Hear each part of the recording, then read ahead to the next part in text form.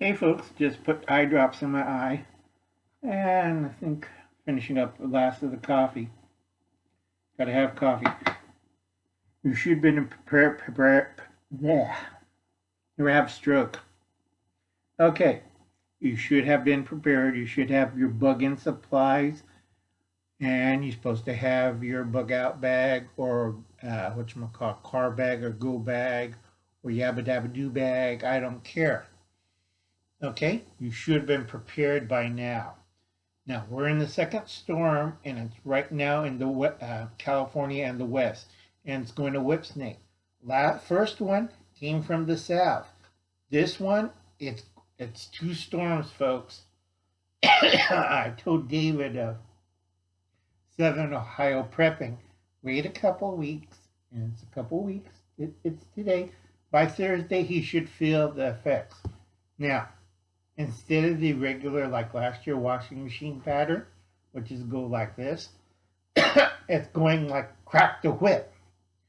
And right now, last week, we had it crack the whip up towards the southern states all the way up to Tennessee. Now it's the reverse. This one, instead of coming up, this one's going over and cracking the whip. It's going to hit Canada. It's a long whip. It's going to go through North Dakota, South Dakota, coming down. You know, when you whip something, it's coming down hard. You think the South is going to get bad? If I'm right, and if it doesn't let up over Canada, and it comes across the Great Lakes with that lake effect, it's going to come straight down and going to smack everything hard. Wisconsin, Minnesota, just go straight down all the way past Nebraska to Missouri, Mississippi again, and Louisiana. It's going to slam down. Now, the bad thing about this, on the other side, it causes a shock wave that makes a northeastern. Okay, so from Newfoundland, Maine, all the way down to New York, may get smacked hard. So be prepared for electrical blackouts. But I have a nuclear power reactor in the backyard in Savannah. It's not going that far. It's going to hit the northeastern states. Okay? And then we got round 3. I do warn people, this is a serious one. Number 2 is a serious one. So take precautions. Make sure you have enough food. Make sure your generator is working. Make sure you have plenty of gas in the car and for the generator, oils and stuff. Make sure you have a room in the house where you could be in there for warmth and heat. And if you're in those states I mentioned, you better have now a tornado shelter. I've been telling people this for 3 years. Get a tornado shelter. You don't know what kind of storms you're going to be seeing. These are not normal storms. I keep telling people this. Every year, the storms get bigger and worse. And no, it's not you know what. It's wobble. Because the moon's farther away, so we don't have the pull. So it doesn't lessen the atmospheric currents. And the bad thing is, this affects a lot of things. And no, it's not that. I like to go up to the UN, get somebody to help me, and slap them back in the heads of people. You're running out of time. Time grows short. Okay? If you wanted to solve that problem, I could have done it. But it costs too much money. We don't have the technology. I want to stick my thumb up my... Okay? There's a lot of stupid people. A lot of bureaucrats and a lot of people making excuses. All right?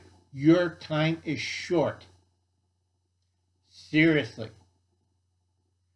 Now, I warn people, this is nothing. It could be like the winter of 1949.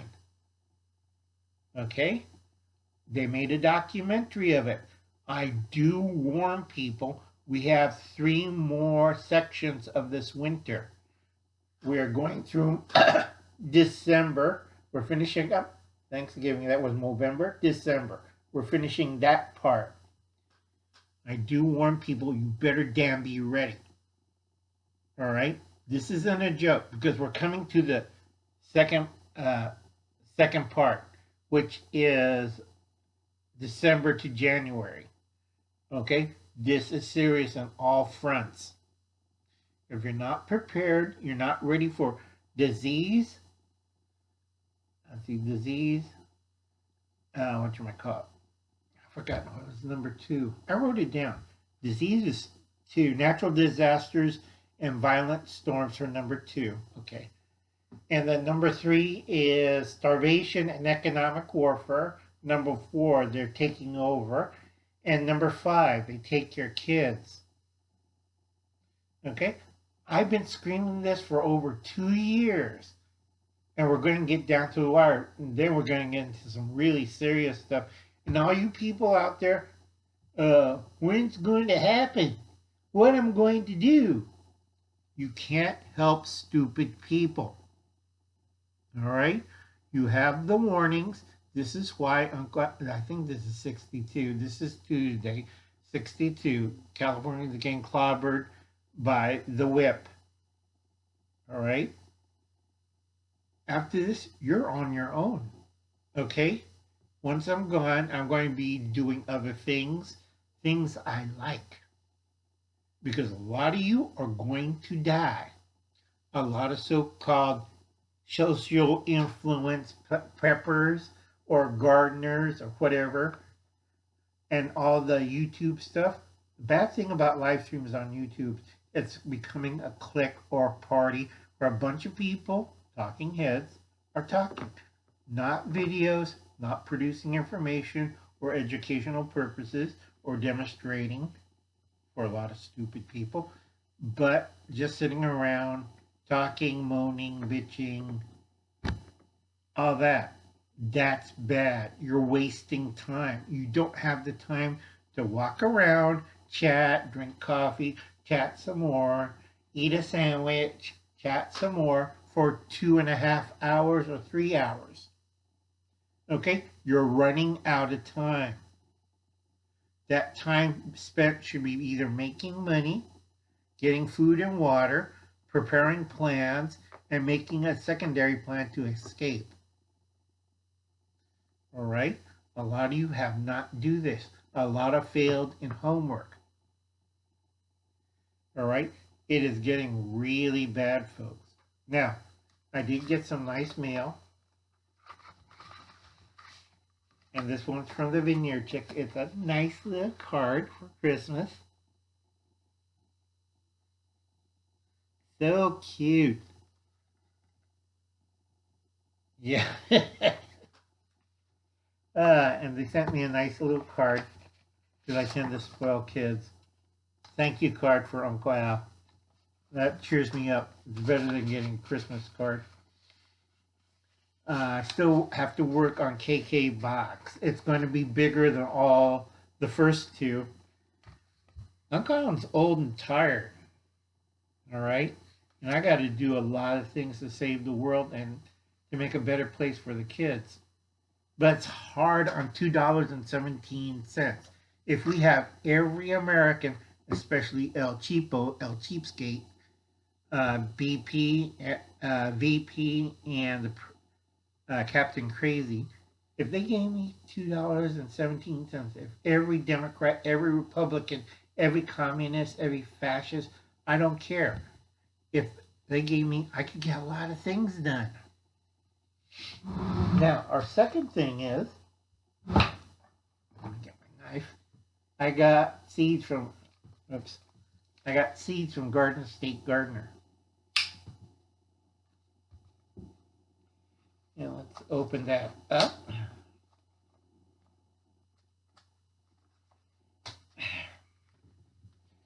It's bad when I can't even use a knife. I'm not showing you, but my hand's really shaky, folks. Uncle Alan's that ill and sick. That's why he's going off of YouTube. Because this Friday I have to go to the doctor's office and they're going to give me an injection. And it's near the hospital because they're afraid Uncle Alan's not going to make it. Okay, congratulations from Garden State Gardener. See that? Thank you, Joe. Everybody make sure Joe has a nice Christmas. Donate a lot of money to him. $5, $10, $3, whatever you got. And check out his Sunday program, okay? Oh gosh, I love this. It's from Baker Creek. It's this one. And this one I gotta check. My eyes are blurred. Okay,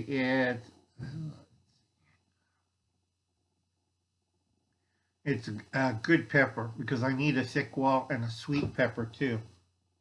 Because I tend to stuff these or dry these. Now I have a way to fortify them by adding a beef flavoring and dry it. And when I do it, I don't have anything left for me because all my relatives keep stealing it from me. But this is a great pepper. Thank you, Joe. Because my original stock that I saved seeds, I had the worst 3 years of planting season, extreme heat, smoke, fire, bugs. Usually I get grasshoppers about this big, but this year it's like, grasshoppers this big, tomato worms like this big, aphids about big as my thumb. I mean, I swear to God, it's the bugs are. But I still plant. That's why I have 3 gardens, folks. I have my patio garden. Okay. Now, a trick with patio gardens is you make sure everybody in the neighborhood has a patio garden. It could be flowers, but also when they're younger and they're a little stupid, they're newlyweds, you give them trees. So 10 years down the road, you receive fruit from them. Because the way I did in my neighborhood, there's 10 houses, 2 trees per house. That's 20 trees. And I help them out with pruning and spraying and everything. So I get a lot of fruit or nuts. Do you guys plan like that? No. Okay. Another thing you want to do, which is important, is to have a secondary garden away from you, a big one. Okay, could be 1/3 of an acre, could be an acre, could be an allotment or a plot. A lot of cities, smaller cities and towns have these empty lots, and you could get rid of the homeless or hire the homeless to tend a garden. All right, that's a lot easier. It gives a job for the homeless, and it benefits for the whole community. Because what you do with that garden, you use that part of the garden to feed you. Any leftovers, feed the homeless or feed disabled people. 3rd garden. That's your neighborhood or local farmer. Like Wyatt's family farm.